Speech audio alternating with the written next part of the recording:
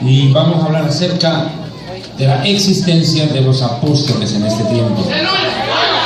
Que hay mucha confusión, hermano, ¿okay? Hay mucho enredo. Y yo les pido, por favor, con los niños, ayúdenme, vean. ¿Sí? Y les ruego, por favor, silencio durante la conferencia, porque esto no es prédica.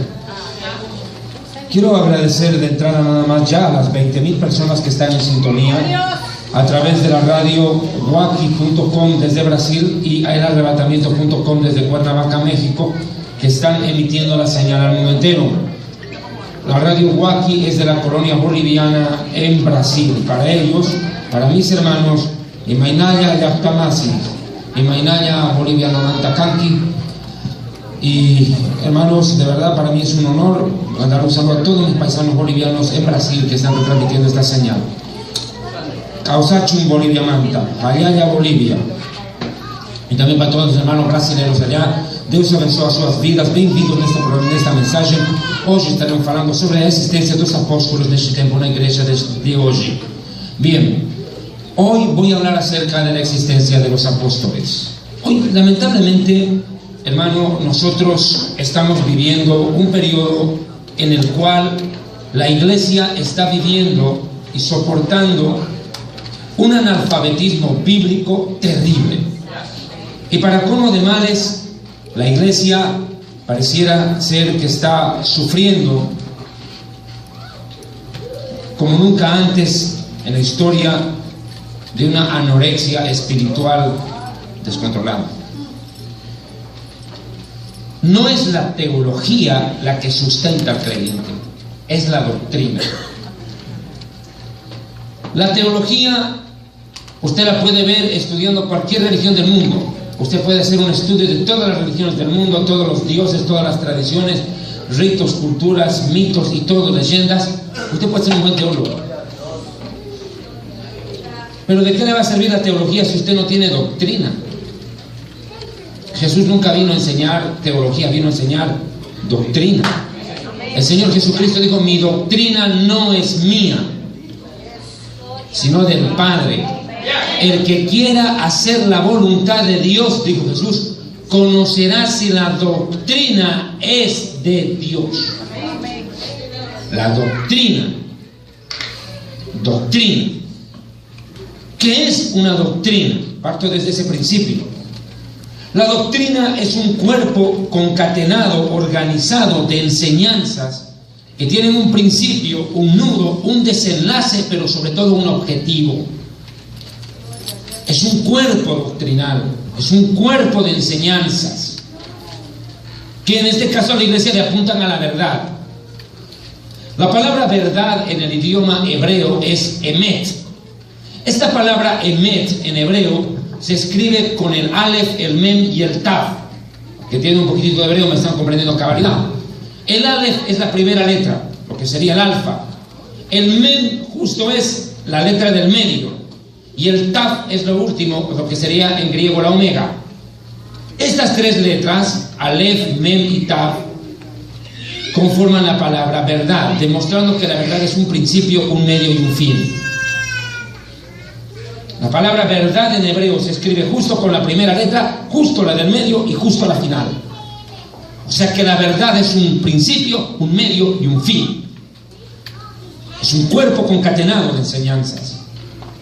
La verdad está dicha y sostenida por la doctrina. Vea por favor Juan capítulo 7, hermanos, hermanas y suegras. Pues si no me terminaron las suegras, nos mata con indiferencia. Para que vean a las suegras que yo las quiero, linchar, pero las quiero. No, mentira, suegrito, ustedes son todas chéveres. Cuando duermen. Juan 7, verso 15. Y se maravillaban los judíos diciendo: ¿cómo sabe este letras sin haber estudiado? Es una cosa clara, hermano. Nosotros los judíos no somos un pueblo bárbaro, salvaje, troglodita. Somos un pueblo que conocía la escritura miles de años antes de que Yeshua nazca. Teníamos en aquel momento a los mejores y los más grandes rabinos de la historia. Cuando Yeshua surge, las academias rabínicas estaban en su apogeo. Las grandes luminarias, los grandes jajamín, los grandes sabios, talmidim jajamín, los discípulos sabios de Israel, estaban vivos. Se estudiaba el Talmud, se estudiaba la Mishnah. Existían los targúmenes, que son las traducciones arameas de la Biblia. La nación de Israel religiosamente estaba en efervescencia porque existía el templo, que era el corazón espiritual de la nación de Israel. El sacerdocio o la Kejuná estaba en su apogeo. Hombres como Rab Shimon Hatzadik, como Rabino Shimon el Justo, como Gilel, como Shammai, estaban vivos. Grandes luminarias de la nación de Israel. El pueblo conocía la Biblia. Tal vez ya no se hablaba el hebreo, porque en honor a la verdad, cuando Yeshua predicaba, él no predicaba en griego ni en hebreo. Yeshua predicaba en arameo galilaico. Ese fue el idioma que él utilizó para hablar. Claro, que Yeshua sabía hebreo, claro, porque los grandes rabinos hablaban hebreo. Utilizaban el hebreo, pero el pueblo más hablaba el arameo. Era el idioma de la calle ya el arameo, se había popularizado siglos antes. Es más, ya existía la Biblia traducida al griego, lo que se conoce como la Septuaginta, 200 años antes de Cristo, por orden de Ptolomeo IV Filadelfo, por medio de su bibliotecario Demetrio Falaneo, traducen la Biblia al griego. Ya existía la Septuaginta, inclusive ya se discutía sobre los libros apócrifos o deuterocanónicos. Se hablaba del libro de Enoch, se hablaba del libro de Jaser, se utilizaba ya el conocimiento sobre Tubit, Judith, Eclesiásticos, Irácides, etc. Libros deuterocanónicos, ya se conocía de ellos, ya había una teología sustentada y sistemática en medio de la nación de Israel. O sea, no estoy hablando de un pueblo salvaje, bunga, bunga, bunga, bunga, raba, raba, raba. Era un pueblo intelectual. El Talmud, para nosotros los judíos, era la compilación de las leyes no solamente rabínicas o religiosas. El Talmud trae consigo conocimientos de astronomía, matemática, física, química. Es un cuerpo de jurisprudencia, sí, pero también con conocimiento de otra ciencia. El Talmud no solamente aportó teología a la nación de Israel, le aportó identidad y conocimiento en otras ramas y otras áreas. En aquel tiempo, cuando los filósofos griegos y el paganismo romano hacían sucumbir moralmente al mundo con su inmoralidad y sus falsas creencias, se levanta en medio de la nación de Israel el conocimiento de la escritura. Ya habían papiros, ya habían hasta pergaminos, ya existían los pergaminos en la ciudad de Pérgamo, en Italia. Por ahí viene la palabra pergamino, de Pérgamo, en Italia. Y ya se tenían documentos clasificados. Lo cierto es de que el pueblo judío no era un pueblo salvaje, era un pueblo con conocimiento. Los rabinos eran unos genios, gaonim en hebreo, gaonim, genios. Y claro, dictaban sus cátedras, sus conferencias en las sinagogas, dictaban sus conferencias en los Beit Midrashim, o casas de conocimiento, Midrashim, donde hacían estudios desde la niñez, porque los judíos a los 5, 6, 7 años no iban al kinder a jugar con plastilina, viejo. Los judíos iban a estudiar la Torá desde pequeños. No había universidades. Ahí iban a estudiar la Torá. Estamos hablando de un pueblo que había desarrollado el estudio de las escrituras en lo posible al más alto nivel. Y de pronto, en medio de esa sociedad, se levanta la figura de un rabino joven de 30 años de edad, que en vez de dictar sus cátedras en academias, sale a las calles con su enseñanza y conmociona a la nación. Y la ley dentro del pueblo de Israel es que los jóvenes escuchen a los ancianos, pero aquí se volteó el pastel. Fue tan grande la conmoción con este rabino joven que los ancianos tuvieron que salir de la academia a la calle, y no a escuchar, sino a ver los milagros y prodigios que este rabino de 30 años de edad en adelante empezaba a realizar por las calles polvorientas de Israel, atravesando el Galil, la Galilea, los Shomromim, los samaritanos, y bajando a Judea, hasta Judea, los samaritanos en el medio, y predicando a los 3 sectores de la sociedad israelí. Y sorprendidos, impactados, como un rabino de calle sanaba enfermos, limpiaba leprosos, echaba fuera demonios. Los mismos demonios lo reconocían. Le dicen: eres tú el Hijo del Bendito. Los demonios lo reconocían. Has venido a atormentarnos, le dice. Imagínense, en el Gadareno, increíble. Hasta los demonios lo reconocían y gritaban cuando lo veían. Pero los rabinos empezaron a pelearse entre sí. Y las 2 academias religiosas, fariseos y saduceos, terminan unidos contra él. No obstante, Yeshua surge en medio de ese contexto, cuando el pueblo judío estaba dividido sociológicamente entre samaritanos, galileos y judíos propiamente, enfrentados entre sí. Sociológicamente, la nación enfrentada, religiosamente entre fariseos y saduceos, y para colmo, intervenida por el dominio del imperio romano que había tomado control sobre la nación. Israel estaba todo un desastre, era un caos. Y en medio de eso surge la figura de este rabino que hace que todas las facciones se unan, pero contra él. Podían tener muchas diferencias entre sí, pero contra Jesús se unieron todos. Depusieron sus diferencias. Y claro, en medio de esa generación se levanta este hombre con tanto conocimiento.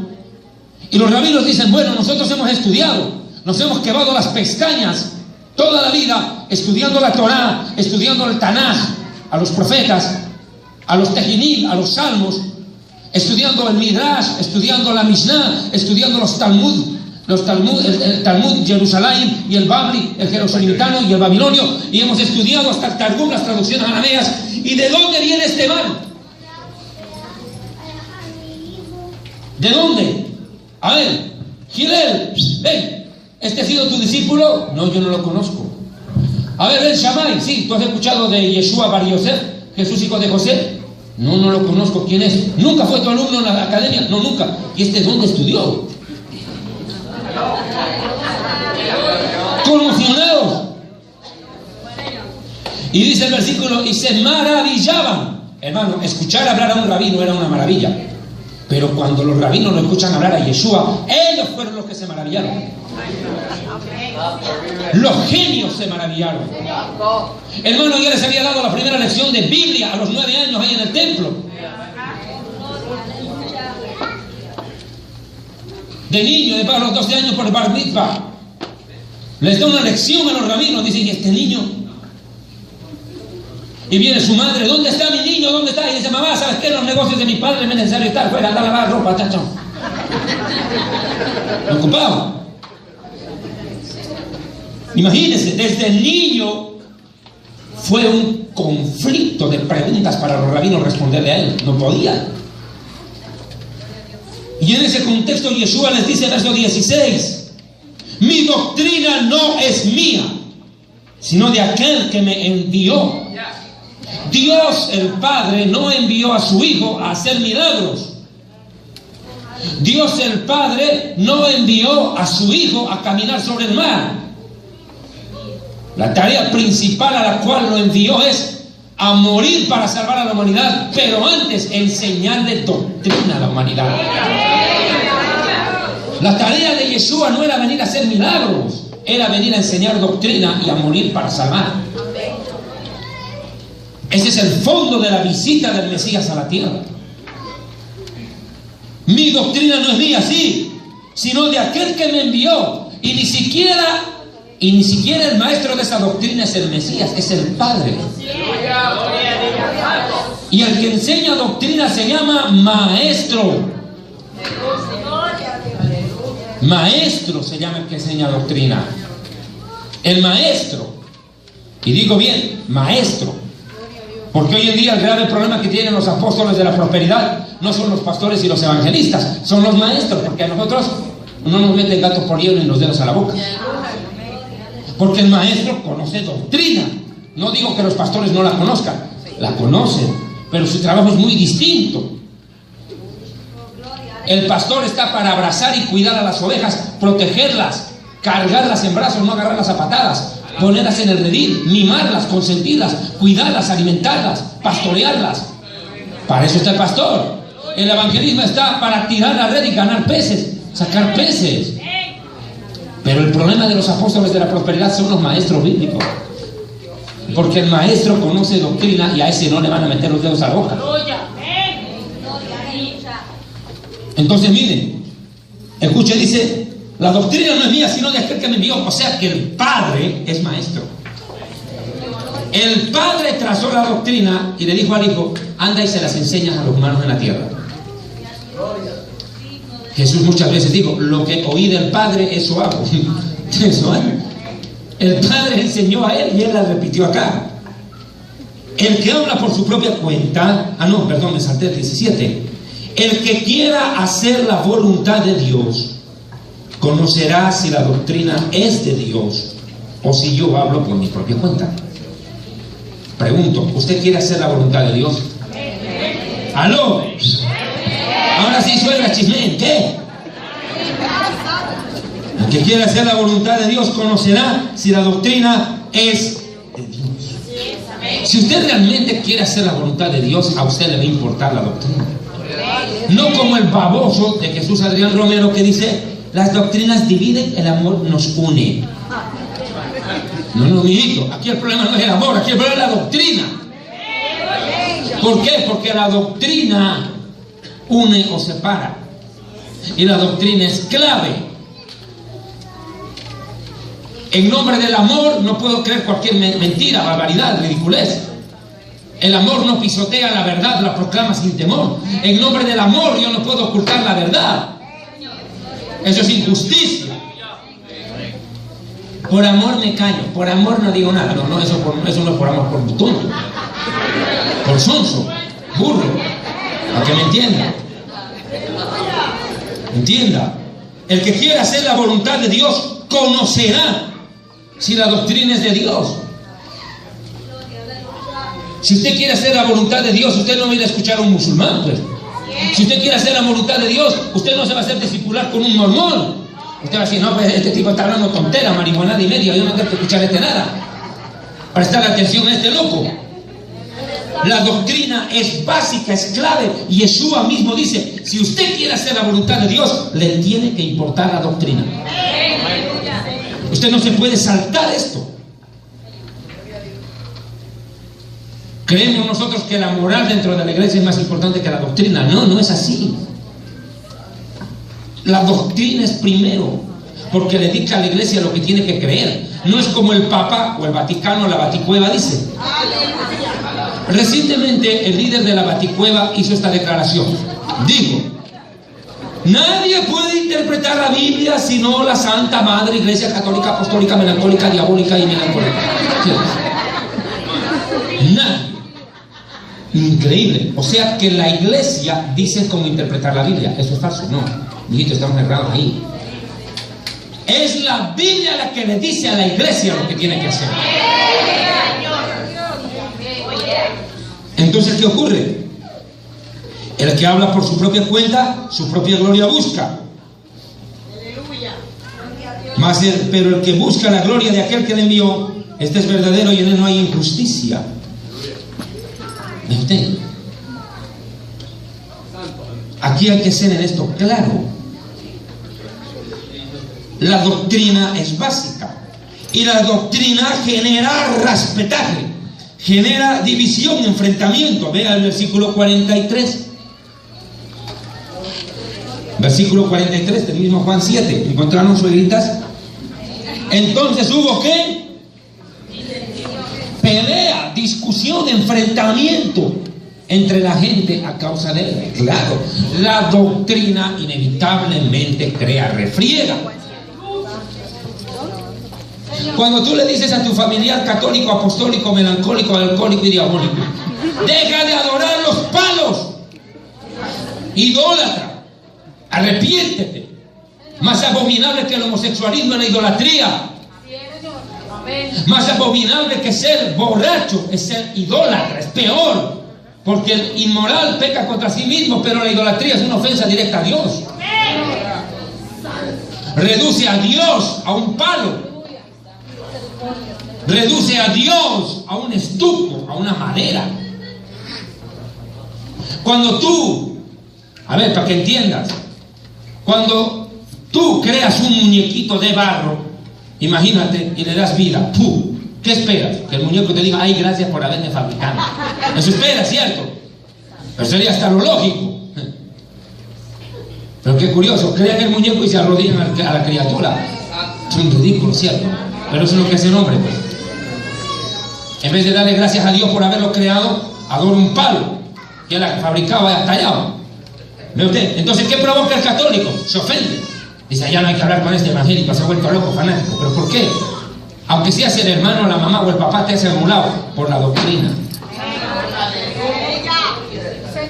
Ese no es un tema de sangre, ese no es un tema de herencia, de se murió la mamá y dejó la casa y el auto para cuál hijo. No, el tema es, se ha vuelto cristiano. Entonces, ¿qué crea la doctrina? Disensión. O sea, es inevitable. La doctrina crea disensión. Ahora, quiero aclarar algo. Una cosa es doctrina y otra cosa es dogma. Voy a aclarar un ejemplo. Predicadores que dicen que la Navidad, que un cristiano puede celebrar Navidad, ese afecta dos cosas. Afecta doctrina y dogma. Porque está metiendo algo pagano. Las cosas son dogmáticas. Pero créame, hermano, yo digo, y una vez más lo digo, la iglesia tiene que tener clara la doctrina, y la Navidad no es parte de la doctrina. Eso es paganismo.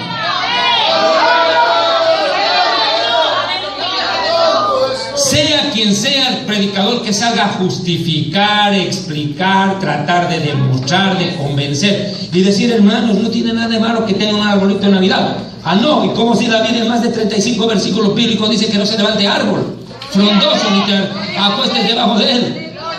No tiene justificativo. Y no es solo uno, son varios los predicadores que hoy en día han convertido al púlpito pues en una fiesta navideña.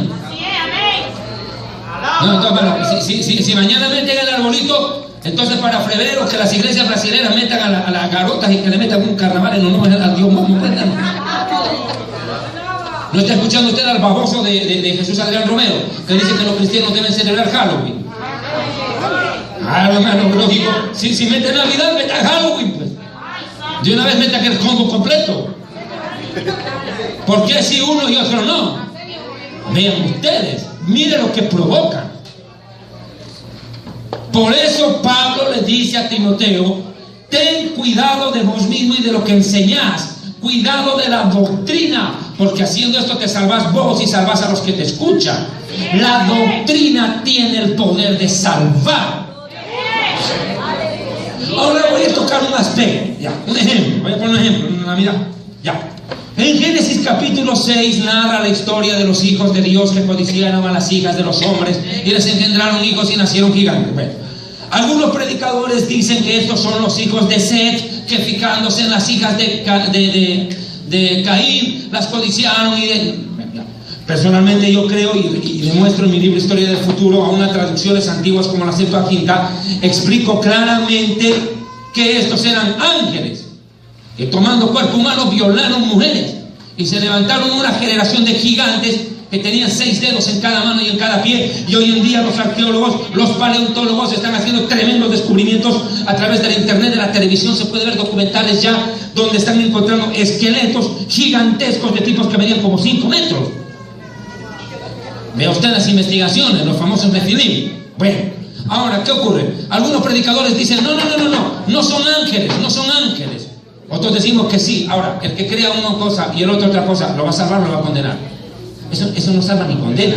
Usted tiene su opinión. Usted cree que eso es bueno, crea usted, pues, hermano. Pero usted no me va a obligar a creer a mí. Es una cosa dogmática, ¿cierto? Eso no salva. Pero la doctrina no toca puntos dogmáticos, sino salvíficos. Un ejemplo doctrinal, donde que usted diga que el Espíritu Santo es energía, usted está condenado. Y eso predican los testigos. Los testigos dicen que Yeshua, que Jesús no es Dios. Están condenados porque están atacando un punto doctrinal, y la doctrina tiene el poder de salvar o condenar. Donde que usted no cree la doctrina, se condena. Por eso un mormón, un testigo de Jehová, no es mi hermano ni mi primo, porque no nos une nada en común como creencia. El musulmán dice que Mahoma y Jesús son igual, al mismo nivel están. Eso creerá él, el problema es suyo. Pero donde que ese no acepte que Yeshua es el Hijo de Dios y que es el Salvador del mundo, y encima que es divino, no solo humano, se condena. O sea, la doctrina es para creerla, obedecerla, respetarla y hacerla respetar. Aquí no estamos discutiendo otro punto dogmático. Hermanos, pregunto, ¿Adán tuvo ombligo o no? Levanten la mano los que dicen que tuvo ombligo. Levanten la mano. ¿Quiénes creen que tuvo ombligo Adán? Levanten. ¿Usted cree que tuvo ombligo? ¿Usted cree? Yo digo, no, porque él no tuvo mamá, no tuvo cordón umbilical, pues tío. Pero ese tema a mí no me va a salvar, no me va a condenar, porque eso es dogmático. ¿Adán tuvo suegra o no tuvo suegra? Yo creo que sí. Usted dice que no. Doña Viboronia, ahí andaba. Es un tema dogmático. Doña Viboronia, primera en causar pelea matrimonial ahí. Por culpa de Doña Viboronia, fuera del huerto todos. Oye, la Biblia dice: dejará el hombre a su padre y a su madre para librarse de la suegra. Eso es bíblico. Jesucristo lo dijo: dejará el hombre a su padre y a su madre, se unirá a su mujer, y ya no serán más dos sino uno. Y lo que Dios juntó no lo separe el hombre ni la suegra. ¿No qué? Para que vean. Pero un tema dogmático, no, pero fuera de broma, disculpe que sea un poco jocoso, yo soy un predicador jocoso, porque yo sé que la gente no se acuerda de la prédica, pero sí del chiste. Y a veces el chiste ilustra más que toda una prédica, pero es verdad, hermano. Unos creen que Adán no tuvo suegra. Yo creo que sí, y fue Doña Viboronia. Ya, listo, ya. No por eso no ir al infierno, ni usted tampoco por no creerlo. Pero donde que yo diga, donde que yo enseñe y diga, hermano, Jesucristo era un profeta más. Ahí sí me condeno, no puedo ir. Porque la fe es creer la doctrina, y la doctrina es verdad. Una cosa es la fe y otra la ingenuidad. Si usted cree que las vacas vuelan, es problema suyo. Usted no tiene fe, usted es un ingenuo.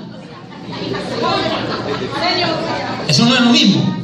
La ingenuidad es creer la mentira, la absurdez. Pero la fe es creer la verdad de la doctrina. Usted no puede separar el tema doctrinal. Uno a la iglesia, ¿a qué viene? ¿A jugar? No. Uno a la iglesia viene a aprender a amar a Dios por medio de la verdad de la doctrina. No hay más. Aprender a amar a Dios, aprender a hacer la voluntad de Dios. Y Jesús dice: el que quiera hacer la voluntad de Dios conocerá si la doctrina es de Dios. Usted quiere aprender a amar a Dios, a conocer a Dios, vaya a la doctrina. Por eso hay tanto concepto equivocado de Dios. ¿No está viendo a los musulmanes? En nombre de Dios se colocan una bomba en el cuerpo y explota la bomba, mueren ellos y matan a otros, pensando que con eso van a alcanzar la salvación. Porque como yo explico en mi libro Jerusalén y la Tierra Prometida, en el Islam hay más de 30 pasajes del Corán donde dicen que un musulmán que muere matando a un judío o un cruzado, es decir, un cristiano, alcanza la eternidad, y 70 mujeres vírgenes lo esperan en el paraíso. Eso dice el Corán, aquí está. Claro, sorpresa, que en vez de encontrarse con 70 viejas vírgenes en el paraíso, se topan con el diablo en minifalda. Pero en el infierno. Dice: venga papito para acá. Pero hay que ser ingenuo, pues, hermano. Pero eso cree el musulmán. ¿Usted qué cree que esos que estrellaron el avión en las Torres Gemelas lo hicieron sin conocimiento de esa doctrina? Basados en creer ciegamente esa doctrina, que al morir matando alcanzarían las llaves para el paraíso, como Mahoma enseñó a sus seguidores. Por eso lo hicieron. Y todo terrorista musulmán sabe esa su doctrina. Y qué curioso, los musulmanes viven mueren y matan por su mentira, y nosotros no podemos defender nuestra verdad. ¡Qué sarna, hermano! Increíble. ¿Por qué cree usted que los musulmanes no se levantan a fregar con el tema del homosexualismo? Agarran los gays y los decapitarían de una. Pero para que vea usted que la doctrina genera disensión, enfrentamiento genera. Y si usted no está dispuesto a defender la verdad, hermano, no se meta cosa de valiente. Usted es un cobarde, y los cobardes no entran al reino de Dios. Ahora, ¿por qué estoy hablando de este tema doctrinal? Porque bueno, le digo, Pablo le dijo a Timoteo, ten cuidado de la doctrina. Cuida la doctrina. Esto no es nomás cualquier cosa, hermano. Si usted mira las veces que Pablo le habla de doctrina a Timoteo, a Tito o a Filemón, es un montón. Y dentro de la doctrina, aquí voy a hablar del tema de estos apóstoles, está el tema ministerial. Hermanos, vean Efesios 4:11. Mucha gente hoy en día no se da cuenta. Creen que es normal. No sé si me pueden invitar algo de líquido porque me olvidé el mate, necesito tomar líquido. Efesios capítulo 4, verso 11. Atiendan suegras, por favor, escuchen. Mire, lo que pasa es esto. Hoy en día en la iglesia pareciera normal que un predicador de la noche a la mañana diga, bueno, hermanos, tengo que contarles que Dios me ha hablado y me ha dicho que yo ya no soy pastor. Me ha dicho Dios que Él me ve como un apóstol. ¡Wow! No sé. ¡Uy, qué bien! U otras iglesias, como una en Chile. Gracias, mijito. Padre, se agüita. Sin agüita no hay nada.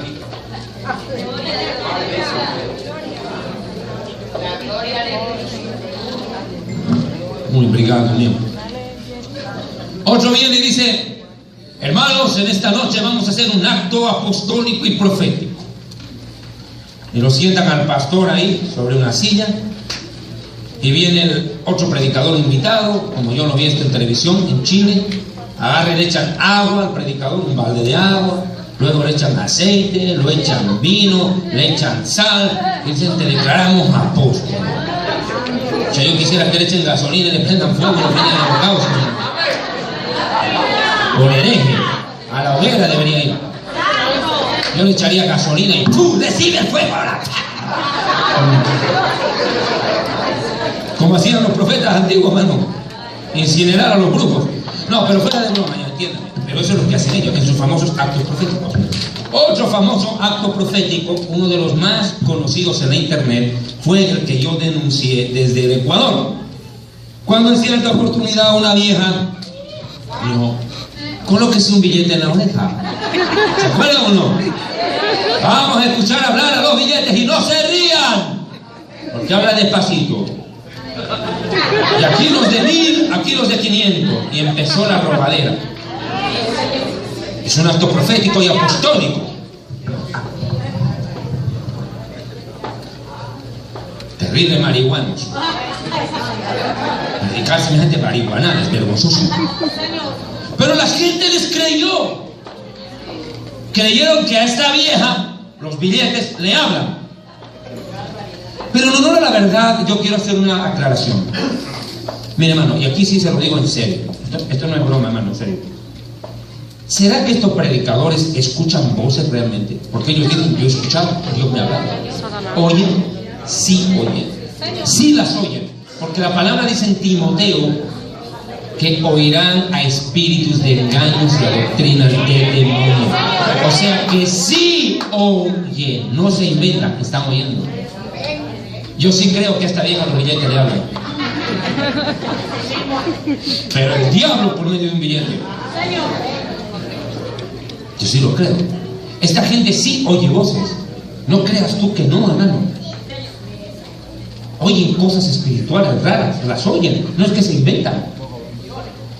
El problema es que piensan que es Dios el que le está hablando, poner el mismo chamuco.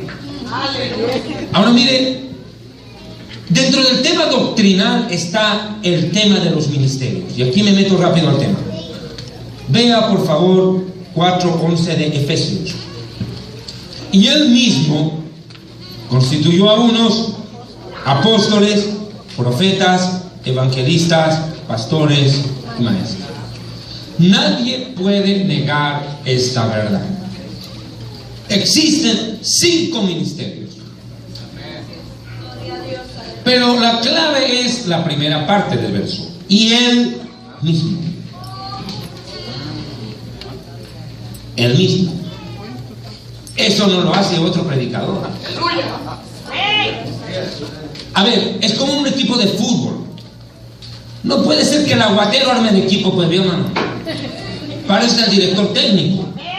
El técnico va a decir: tú eres arquero, tú me vas a ir por la banda derecha, tú por la izquierda, tú por el carril izquierdo, tú eres el medio, eres el defensor, tú eres el delantero. Imagínense si van a meter al arquero de delantero y al puntero izquierdo de arquero. Eso va a tener una goleada, mano. El que cada cual pone las piezas en su lugar es el director técnico. Y aquí es lo mismo. Él mismo constituyó. El único que distribuye ministerios es el dueño de la iglesia. El Mesías es el único que puede decir: tú vas de arquero, tú de mediocampista, tú de delantero. El único que puede hacer eso. Pero hoy en día tenemos cantidades de predicadores que se atribuyen la responsabilidad de nombrar apóstoles a otros. Mire este hijo del diablo de Guillermo Maldonado, nombrando apóstoles por aquí por allá sin fundamento bíblico ni espiritual. Él dice: te declaro apóstol, te declaro apóstol, te declaro apóstol. Pero no son apóstoles de Dios. Porque para ser nombrado apóstol tiene que ser el mismo Señor quien lo nombre. Ahora, suegras, atiendan. La palabra apóstol no la inventó Jesús. La palabra apóstol la inventa Platón, el filósofo. El filósofo Platón, en su libro La República, en una cápite, explica y divide la sociedad griega de su tiempo y la clasifica de arriba para abajo como una pirámide. Y describe los distintos rubros de la sociedad y actividades de cada persona dentro de la sociedad griega. Clasifica a los emperadores, a los dioses primero, porque ellos creen en los dioses del Olimpo, a los sacerdotes, a los jerarcas. Hablaba de los gobernantes, hablaba posteriormente después de otras divisiones sociales, los filósofos, los artistas estaban en un nivel social elevado, los artistas, deportistas. Todos ellos estaban en un nivel elevado y descendía, estaban los carpinteros, estaban los orfebres, estaban los repartidores de correspondencia, llamados apostelos, es decir, repartidores de correspondencia, o sea, más claro, correos, que eran personas dedicadas del bajo nivel social que se dedicaban a la tarea de llevar encomiendas, correspondencias, porque en aquel tiempo no había avión, no habían buses, no había la tecnología de un correo electrónico, email, no, había que llevar la cartita de una persona en un trecho, esa le entregaba a otra, caminaba y otra. ¿Quiénes son peruanos? Levanten la mano. ¿Qué fueron los chasquis? ¿Ahora me entendiste? Eso. Los chasquis, en la época de la colonia, en el imperio incaico, los chasquis eran personas, hombres fuertes, fornidos, que tenían la tarea de en quipus, que eran hilos de colores, así era como ellos escribían, en hilos de colores, esos eran los quipus, transmitían, llevaban quipus de un lugar a otro con mensajes, y llegaban, extendían los hilos, y el otro inca, entendía, y hacían otros hilos, amarraban ahí, y devolvían con el mismo, y de regreso a la correspondencia, porque ese no había correo electrónico, compadre, no había email. Esos eran los apostelos. Ese es el concepto platónico filosófico de la palabra apostelo. Cuando el imperio griego cae, el imperio romano chupa, absorbe, se nutre de toda la cultura griega o helena y se forma lo que se conoce la cultura greco-romana, porque los romanos chuparon toda la sapiencia filosófica y política de los griegos. Porque si hay algo que Sócrates, Platón, Aristóteles y el primer filósofo, Tales de Mileto, Pitágoras, Anaximandro, Anaxímenes, todos ellos le dejaron, Demóstenes y los demás, todos los filósofos griegos le dejaron es conocimiento. que después el Imperio Romano lo concatenó dentro de su cultura y lo hizo parte de su idiosincrasia.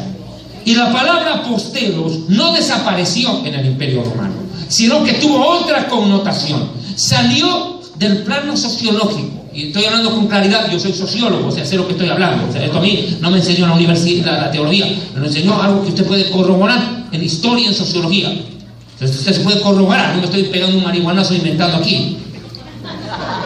Si acaso, yo sé lo que estoy hablando, no seré superdotado ni genio, pero por lo menos no soy ignorante en ese tema, conozco porque lo estudié en la universidad. Entonces, ¿qué ocurre? Esta palabra apostelos deja el contexto político, sociológico de la filosofía griega, de la politología griega, porque hay que entender que los griegos tenían las famosas polis, que eran las ciudades-estado. O sea, esto desarrollaron mucho el concepto politológico. Entonces Roma chupa el concepto y coloca la palabra apostelos ya no en el contexto político, sino en el contexto militar. ¿Cómo entienden los romanos la palabra apostelos? Le cambian la dirección a la palabra. Bueno, esta palabra la vamos a aplicar por acá. ¿Cómo? Cuando un muchacho quería ser un soldado del Imperio Romano, lo hacía entendiendo que el César, el emperador romano, era casi una divinidad. Hay que entender que para aquellas culturas casi tenían un sistema teocrático, no democrático, teocrático. Es decir, entendían que el emperador, el rey, el jerarca, era casi una divinidad. El César para los romanos era un dios, prácticamente, era el dios hecho persona. Lo adoraban al César. El César era su dios. ¿Y qué mejor forma que demostrarle fidelidad a tu Dios que quererlo servir a él? Entonces, bueno, decía, ¿en qué lo puedo servir al César? Pues en Roma tenía el más grande ejército, el más poderoso ejército, y entrar como soldado a ese ejército no era de cualquiera, era un privilegio de pocos. Muy pocos accedían al privilegio de ser soldados de una de las legiones del ejército romano. Y bueno, para eso tenían que pasar un examen, una prueba. Escuche bien, ponga cuidado, tal vez estoy haciendo algo aburridor en este tema, pero si usted no entiende esto, amiguito, le van a mamar gallo por todo lado, como dicen los colombianos, le van a mamar gallo, van a tomar el pelo. Ahora escuche, el muchacho quería ser soldado. Decían, bueno, ¿usted quiere ser soldado? Sí. ¿Usted está dispuesto a vivir, a morir y matar por el César? Sí. Perfecto, vamos a probar. Sírvase y tome esto. ¿Y esto qué es? Una carta. Ah, ya, una carta. ¿Para quién? Para fulano de tal, Perico de los Palotes. ¿Y qué hago con esto? Espere. Tome esto. ¿Y esto qué es? Abra. Brum. Desenrollaba el pergamino y se encontraba un mapa. ¿Y esto? Pues usted va a llevar esto por esta ruta, por donde le dice el mapa. Y el muchacho, cuidadoso, miraba el mapa y dice, ¿cómo así me va a mandar por ahí? ¿Cómo así? Imagínese que esto fuera Colombia y le dicen, vas a llevar la correspondencia por en medio de los campamentos de las FARC, de la guerrilla. A ver quién se mete a hacer eso. Pero el mapa estaba hecho deliberadamente para que el mensajero lleve el mensaje atravesando justo puntos conflictivos o en guerra. Tenía que demostrar que es valiente. El muchacho dice, pero voy a arriesgar mi vida. Ah, bueno, mijito, ¿qué quiere aquí? ¿Qué cree que esto es el convento de las monjas descalzas? No, mijito, usted tiene que llevar esto. Y me lo lleva y me trae la respuesta y me vuelve por el mismo caminito. Si usted me llega herido o ileso, es bienvenido al ejército. Si no, pues, que en paz descanse. Será uno más de los que mueren en el intento de hacer llegar el mensaje al destinatario y traer la respuesta. El muchacho, envalentonado en su deseo de servir al César, agarraba el mapa y agarraba la correspondencia y emprendía el viaje que le tomaba semanas o meses. Y regresaba, retornaba donde el que le había enviado. con la respuesta. Y decía, bueno, felicidades, has demostrado valentía, has demostrado honradez, hombría, honorabilidad. Te damos la más cordial bienvenida al ejército del César, nuestro Dios. Ahora entras aquí en calidad de apóstol. En pocas palabras, no eres general, eres soldadito repartidor de correspondencias. No creas tú que por un viajecito ya eres general. Entraba a comenzar su carrera militar desde lo más bajo. Hay aquí algún boliviano, levanta la mano, algún paisano mío. Ni ninguno aquí, ni Evo Morales viene. Bueno, como nosotros en Bolivia llamamos un sarna, un sarnoso, conscripto de más bajo nivel, el sarnosito. A ese nivel entraba. No es que ya llegué, ahora soy general. No, usted no es ni general, ni capitán, ni coronel. Usted es sarna. A nivel más bajo, su tarea es llevar cartas, limpiar zapatos. Va a empezar desde más abajo. Limpiar baños. Usted va a hacer eso. Pues bien, ahora deténgase. Es ese concepto de servicio y de arriesgar la vida por llevar un mensaje el que Jesús mete a la teología cristiana. ¿Cuántos alaban a Dios?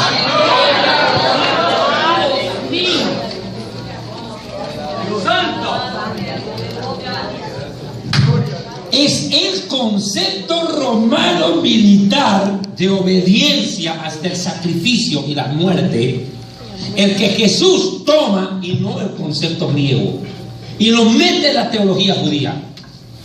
Y después de haber orado, escogió a 12 y los llamó apóstoles. En pocas palabras, enviados a la muerte. Y encima les dice, muchachos, el que quiera ser mi discípulo, tome su ataúd y sígame. Porque la cruz es muerte. ¿Qué es la cruz?